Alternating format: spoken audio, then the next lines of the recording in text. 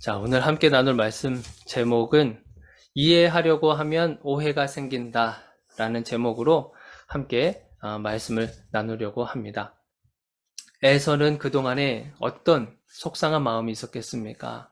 야곱으로 인해서 자기가 받을 수 있는 축복을 다 빼앗기게 됐잖아요. 야곱 때문에. 자, 그러면서 그 마음에 어떤 분노가 일어나게 됐고, 그 가운데에서 이 야곱을 죽이려고 하는 그런 마음, 살인 충동까지 느껴졌다는 거죠. 그래서 그것을 통해서 아버지 이삭과 리브가가 삼촌 라반의 집으로 피신시키려고 하는 그런 상황에서 에서의 한번 속마음을 한번 살펴보자는 거죠. 에서의 속마음이지만 그것이 사실은 우리들의 속마음일 수도 있습니다. 우리가 하나님을 향한 우리들의 속마음일 수도 있다고 하는 거예요. 그래서 한번 에서의 마음도 한번 살펴보고요. 그리고 여러분들의 마음도 한번 살펴보시기를 바랍니다. 에서의 마음이 어떤 마음이었을까? 우리 일단 6절을 한번 보도록 합시다. 6절. 에서가 본즉 이삭이 야곱에게 축복하고 그를 paddan 아람으로 보내어 거기서 아내를 맞이하게 하였고 또 그에게 축복하고 명하기를 너는 가나안 사람의 딸들 중에서 아내를 맞이하지 말라 하였고 6절에 이렇게 기록되어 있습니다. 아버지 이삭이 야곱에게 자기 동생 야곱에게 이렇게 축복해주고 있는 그런 장면을 우리가 봤습니다. 그러면서 에서는 이 상황에서 어떤 마음이었을까요? 그런 질문을 하지 않았겠습니까? 어떤 질문이냐면 왜 아버지는 야곱을 야단치지 않는 거지? 라고 하면서 궁금해하지 않겠습니까? 자기가 가지고 있었던 장자권도 지금 야곱이 자기를 꼬드겨서 그것을 이제 팔게 만들었고 또 하나는 아버지를 속였잖아요. 자기가 받을 수 있는 그 축복이 있음에도 불구하고 야곱이 어머니하고 이렇게 이야기를 해서 마치 자기가 에서인 것처럼 그렇게 행동을 해서 아버지로부터 그런 축복을 뺏어갔지 않습니까? 거짓말했잖아요. 거짓말쟁이고 아버지를 속이고 했었단 말이에요. 괘씸하지 않습니까? 그런데 왜 아버지는 왜 야곱을 야단치지 않고 오히려 뭐 하고 있는 거예요? 축복해주고 있는 장면을 본 거예요. 에서 입장에서 아버지의 이러한 행동이 이해가 되지 않는 겁니다. 그러면서 에서의 그 마음속에서는 어떤 것이 지금 흘러나오고 있냐면 정의가 과연 뭘까라고 하는 거예요. 정의. 왜 정의를 보여주지 않는 거야, 아버지는? 나는 지금 이렇게 분노가 나고 화가 나고 그런데 왜 아버지는 그거에 대해서는 아무런 말씀하지 않으시고 왜 야곱을 이렇게 축복하고 계시는 거지? 도대체 아버지에게 있어서 이 정의가 있기는 있는 걸까? 라고 하면서 일견 불만의 소리를 마음속에서 할 수 있다고 하는 것이에요. 왜 잘못된 것을 다시 바로잡지 않는 걸까? 라고 하면서 이런 불편의 소리들을 마음속에서 지금 하고 있을 것이란 말이에요. 사실 여러분들 이거 이해가 되지 않아요? 에서의 입장이 충분히 이해가 되지 않습니까? 여러분들이 받을 수 있었던 것, 그리고 여러분들이 가질 수 있었던 것, 여러분들이 누릴 수 있었던 것들을 다른 누군가에게 그것을 빼앗겼다고 생각해 보세요. 그러면 굉장히 화가 나고 그러지 않겠습니까? 당연히 이런 질문들을 할 수 있겠죠. 우리가 신앙생활을 하는 데 있어서 똑같은 그런 마음들을 우리가 가질 수 있다고 하는 거예요. 이런 질문들을 우리가 이렇게 바꿀 수도 있는 거예요. 뭐냐면 왜 악인들이 더 형통한 삶을 살고 더 선한 사람들은 왜 이렇게 힘들게 사는 걸까라고 하면서 우리가 질문을 할 수 있는 거죠.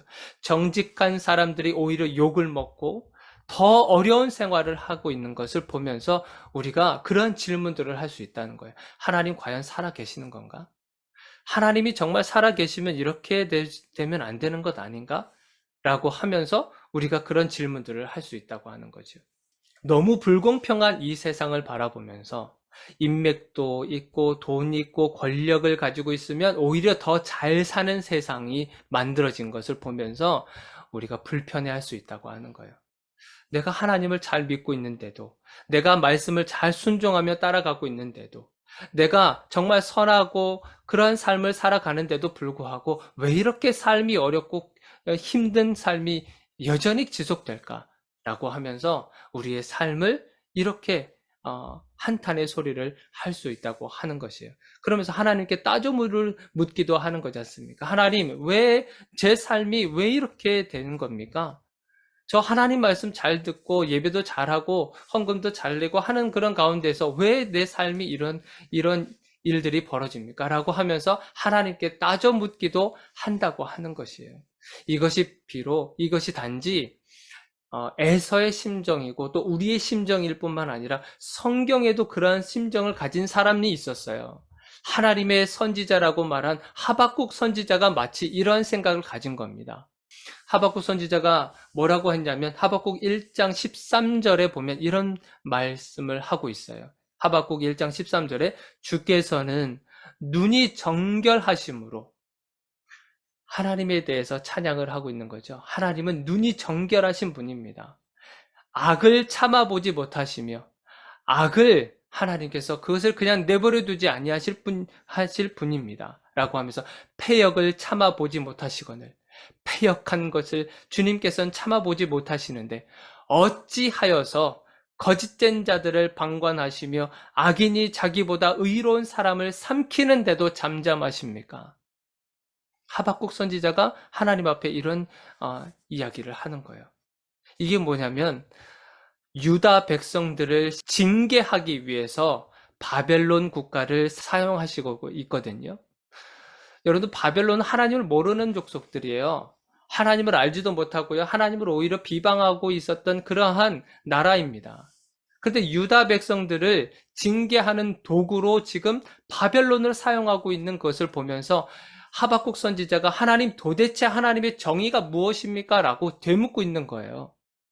도대체 하나님의 정의가 무엇인데 어떻게 이렇게 의로운 사람들을 악인들이 괴롭히고 있는 그 모습을 바라보시면서도 어떻게 잠잠하실 수가 있으십니까? 저 악인들을 잡아다가 하나님께서 심판하셔야 될 만한데 왜 하나님은 가만히 계십니까? 오히려 하나님의 백성들이 저렇게 고통당하고 괴로워하고 있는데 왜 하나님은 그 속에서 가만히 계십니까? 이렇게 묻고 있는 거죠. 왜 악한 바벨론을 사용하시는가? 여러분도 궁금하시지 않습니까? 이제 그런 생각이 드는 거죠. 그러면서 이런 거잖아요. 악한 바벨론보다 차라리 그래도 빈말이라도 주여 주여 하는 그 하나님의 백성들, 유다 백성들이 더 낫지 않습니까?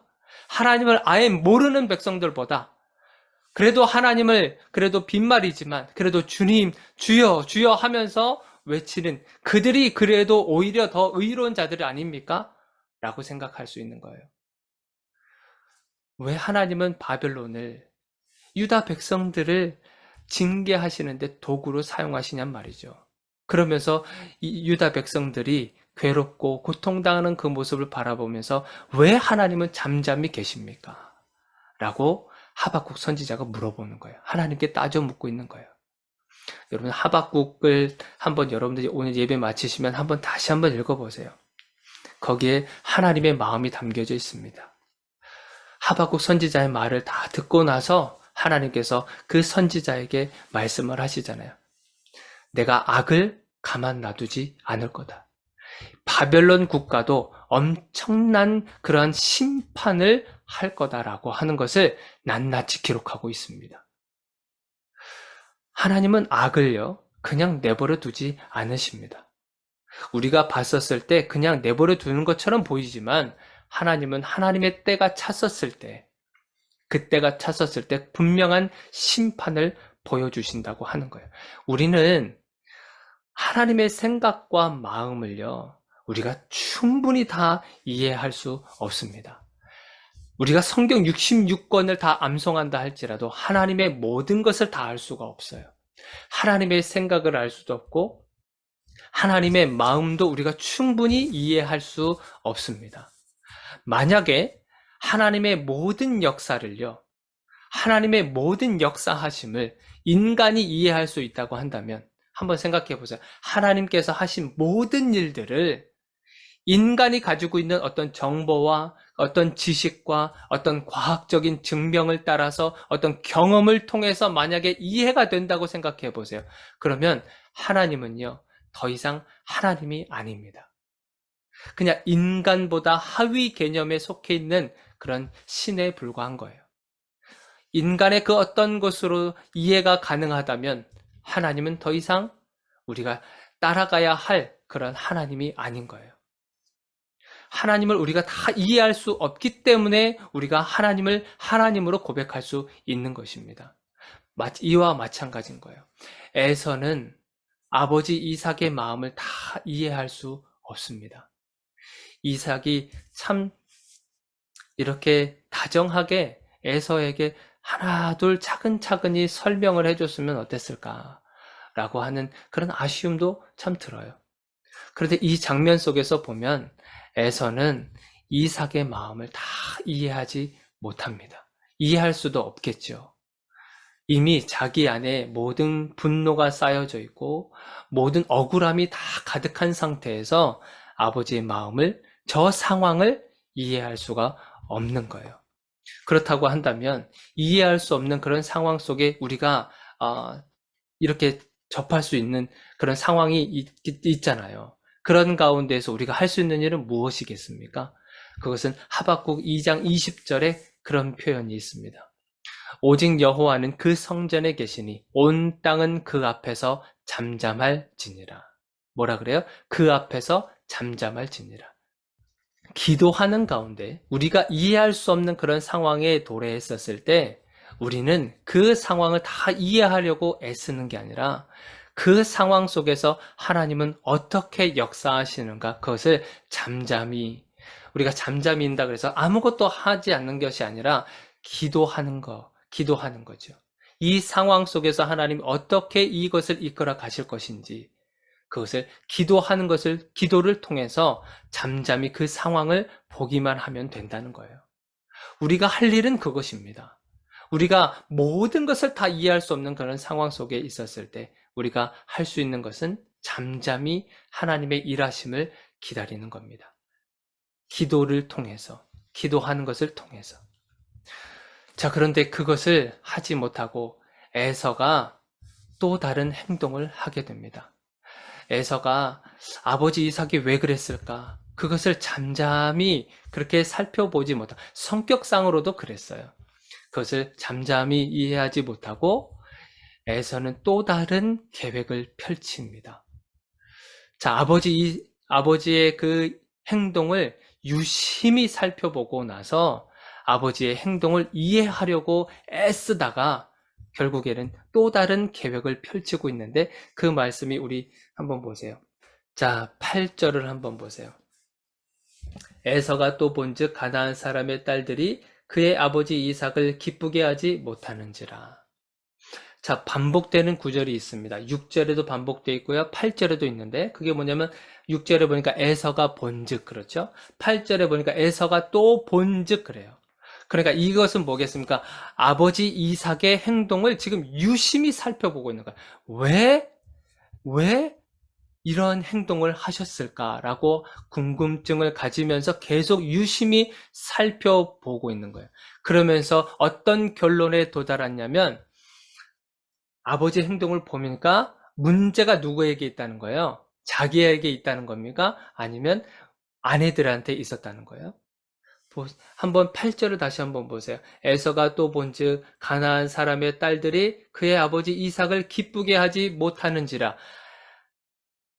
가나안의 딸들이 아버지 이삭을 기쁘게 하지 못했다고 하는 것이에요. 그랬기 때문에 자기가 복을 받지 못했다고 하는 거예요. 지금 어떠한 추측을 한 거예요? 잘못이 자기에게 있다고 하는 거예요? 아니면 지금 아내들한테 있다고 하는 거예요? 아내들에게 있다고 하는 것을 이제 알게 된 겁니다. 자, 그래서 또 다른 계획을 펼쳐나가는데, 이걸 하기 전에 참 아쉬운 게 뭐냐면 아버지 이삭에게 단도직입적으로 물어봤으면 어땠을까라고 하는 거예요. 아버지, 왜 야곱을 이렇게 축복하시는 거예요? 아버지, 저는 지금 이것 때문에 아버지께서 야곱에게 축복해 준 것 때문에 제가 지금 마음이 많이 무너졌습니다. 많이 상처를 받았습니다. 도대체 왜 그러신 겁니까? 라고 따져 물었었다고 한다면 어땠을까라고 하는 생각이 든 거예요. 그런데 물어보지 않아요. 직접 물어보지 않고 그냥 아버지의 행동만 지금 유심히 살펴보고 나서 지금 추측을 한 겁니다. 아버지가 내 아내들 때문에 지금 기뻐하지 않는 거구나. 여기서 기뻐하지 못한다고 하는 이 단어가 어떤 단어냐면 라우트라는 단어입니다. 라우트라고 하는 히브리어인데 이것의 뜻이 뭐냐면 악하다라는 뜻이에요. 악하다. 그러니까 아버지에게 기쁨을 주지 못했다고 하는 것은 아버지 이삭에게 지금 악한 행동을 하고 있다고 하는 거예요. 그래서 이 에서가 생각한 게 뭐냐면 그러면 또 다른 아버지께서 원하시는 아버지를 기쁘게 할 만한 아버지의 심정을 기쁘게 할 만한 그러한 아내를 맞이하면 아버지께서 기뻐하지 않을까라고 하는 그런 추측에 이르게 돼요. 자, 그래서 결국에는 9절을 한번 보세요. 9절. 이에 에서가 이스마엘에게 가서 그 본처들 외에 아브라함의 아들 이스마엘의 딸이요 느바요의 누이인 마할랏을 아내로 맞이하였더라. 그래요. 또 다른 아내를 맞이하게 된 겁니다. 그런데 그 아내가 누구예요? 이스마엘의 딸이었던 거죠. 이스마엘의 딸. 그래서 이스마엘에게 가서 그 딸을 아내로 맞이하게 된 겁니다. 그런데 이스마엘은요, 우리가 성경에 보면 창세기 25장에 보면 이스마엘은 이미 죽었어요. 이미 이제 13년 전 됐을 겁니다. 이미 죽었는데 왜 이스마엘에게 가서라는 표현을 했겠습니까? 이것은 이스마엘의 후손들이 거처하고 있는 그곳을 갔다라고 하는 것이에요. 그래서 이스마엘에게 직접 갔다라는 것이 아니라 이스마엘의 후손들이 살고 있는 그 처소에 가서 그 이스마엘의 딸 마할랏을 아내로 맞이하게 된 겁니다. 여러분들 그런데 이게 이렇게 한다고 해서 아버지 이삭의 마음이 기뻐했겠습니까? 이스마엘은 여러분들 아시겠지만 우리가 계속 살펴봤지만 이스마엘은 언약의 후손이 아니잖아요. 언약의 후손은 이삭밖에 없습니다. 그런데 에서가 머리를 굴린 거죠.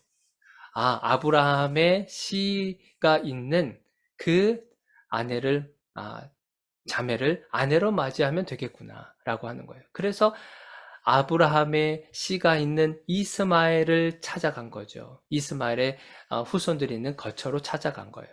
거기에서 아내를 맞이했지만 이스마엘은 언약의 후손이 아닌 겁니다.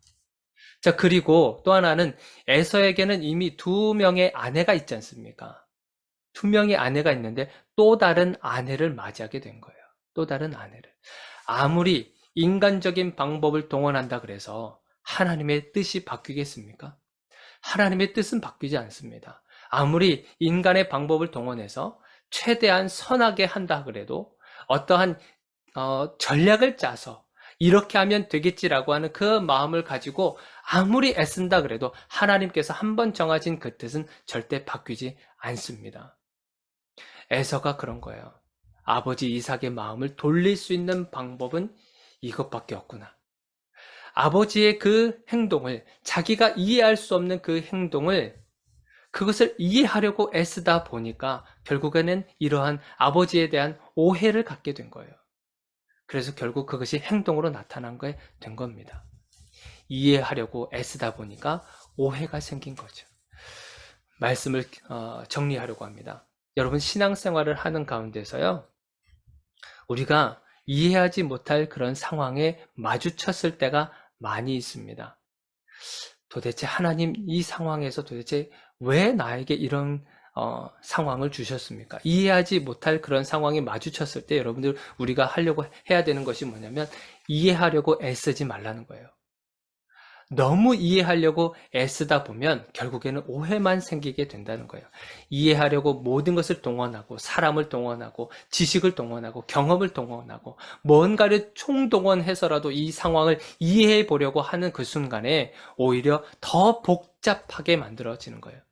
그래서 하나님에 대해서 오히려 더 오해하게 된다는 그런 상황들이 벌어진다고 하는 겁니다. 마치 에서가 이삭의 행동을 이해하려고 하다가 인간적인 방법을 동원하게 된 것과 똑같은 거예요. 아버지 이삭이 좋아하실 거야.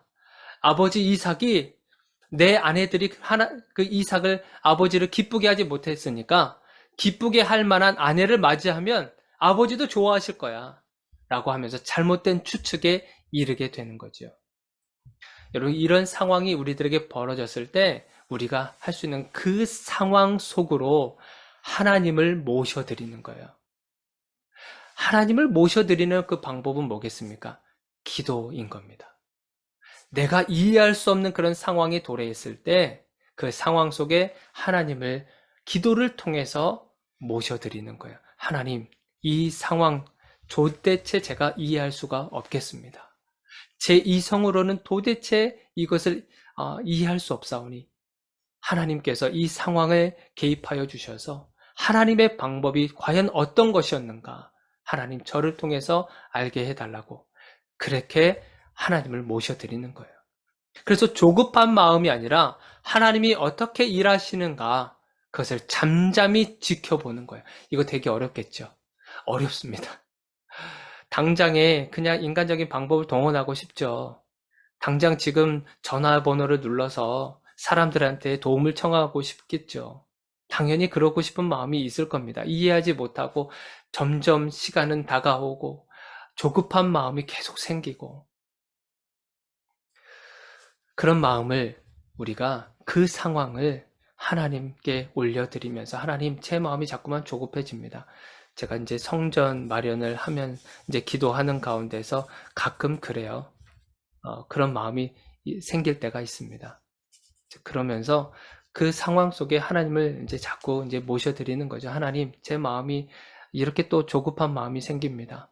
하나님의 생각을 더 알고 싶고 하나님의 뜻을 더 알고 싶습니다. 하면서 자꾸 조급한 마음을 내려놓으려고 하고 있습니다.